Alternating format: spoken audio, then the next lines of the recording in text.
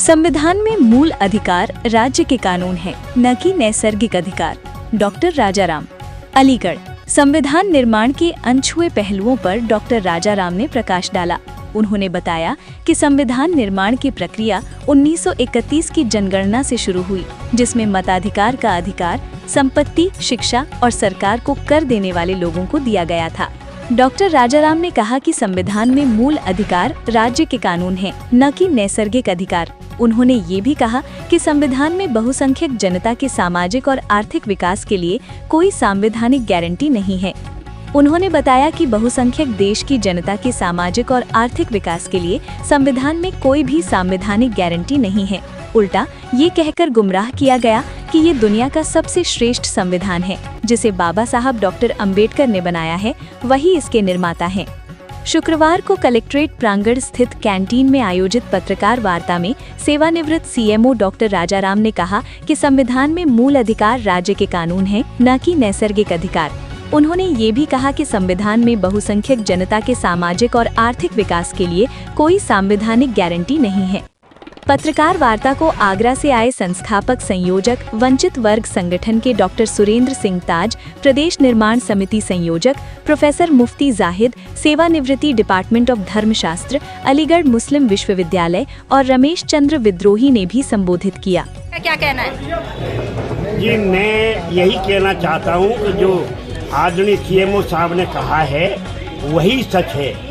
यदि उस संबंध में आप में से किसी को भी कोई सवाल करना हो तो मुझसे सवाल करें। सचमुच में डॉक्टर अंबेडकर को तो जबरदस्ती जबरन संविधान सभा में घुसेड़ा गया था अपनी जरूरत के अनुसार। यानी उनका मन नहीं था वहाँ? नहीं, असल में बाबा साहब अभी डॉक्टर साहब ने कहा है कि संविधान सभा में केवल उन लोगों को लिया गया था जो 11.5% है, जो संपत्ति धारक हैं, जो शिक्षित हैं या जो पूंजीवादी लोग हैं। केवल उन्हीं लोगों को संविधान सभा में लिया गया था। अब आपका कोई सवाल हो तो मुझसे कर सकते हैं। नहीं, आपने कम शब्दों में जितना कहा है वो बहुत। मैं सारी बुनियाद खोद करके आपके सामने रख दूंगा। सवाल मुझसे करो, जितने 15-20 पत्रकार हैं सब आए, जो चाहे जो सवाल करें। मैं बताऊंगा कि ये देश में आप लोग लोकतंत्र की बात करती हो, ये सरकारें लोकतंत्र की बात करती है। बाबा साहब डॉक्टर अम्बेडकर ने कहा कि ये देश लोकतंत्र नहीं है। इस संविधान सभा में 1950 में हम वैसे जरूर लोकतंत्र में आ जाएंगे, केवल राजनीतिक समानता तो हमें मिलेगी, लेकिन जब तक सामाजिक और आर्थिक समानता इस देश में नहीं होगी तब तक इस देश में लोकतंत्र नहीं है। ये एक साजिश है, ये साजिश है लोकतंत्र के नाम। व्याख्या करेंगे कि कैसे साजिश है, कैसे साजिश बताएं। उद्देश्य क्या है और क्या परिप्रेक्ष्य इसका? भैया देखिए, आप देख रहे हैं कि किस कदर विषमता है। लगातार धार्मिक उन्माद बढ़ रहा है, अन्य अत्याचार हो रहे हैं। उस क्लास पे सबसे ज़्यादा हो रहे हैं जिस क्लास में डॉक्टर अम्बेडकर पैदा हुए और उन्हीं के नाम से उन्होंने वो संविधान निर्माता हैं।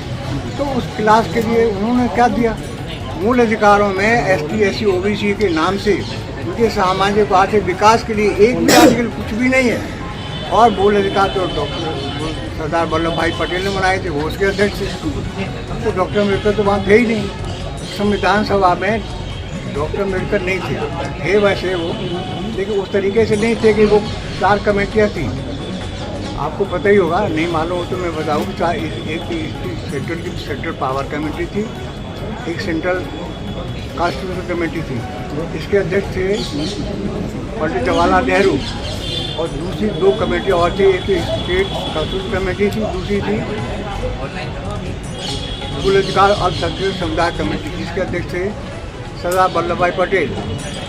तो अगर आप 26 नवंबर 1949 का हमारे पास है डॉक्यूमेंट है, डॉक्टर नहीं सर, आपने इतना बड़ा पूरी व्याख्यान किया नहीं, लेकिन संविधान को लागू हुए इतना वर्ष हो गया, आज उसका अगर डिफाइन कर रहे हैं तो उसका मतलब क्या है? मतलब तो एक वर्ग जिसके लिए बनाया वो शासक है यहाँ पे, बाकी गरीब तो गरीब ही है, वहीं का वहीं खड़ा हुआ है। उसे रोजाना अत्याचार हो रहे हैं क्योंकि सबका संविधान है क्या यहाँ पे।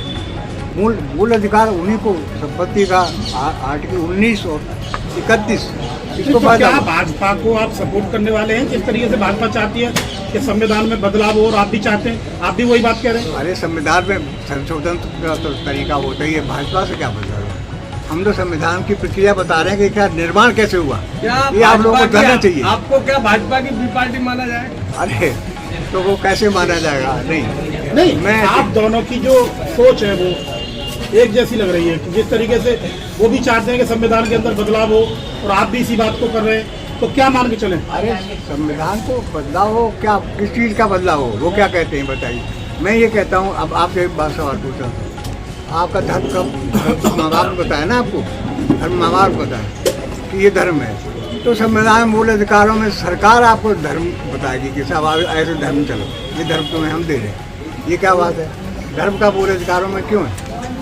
संपत्ति का मूल अधिकार क्यों है?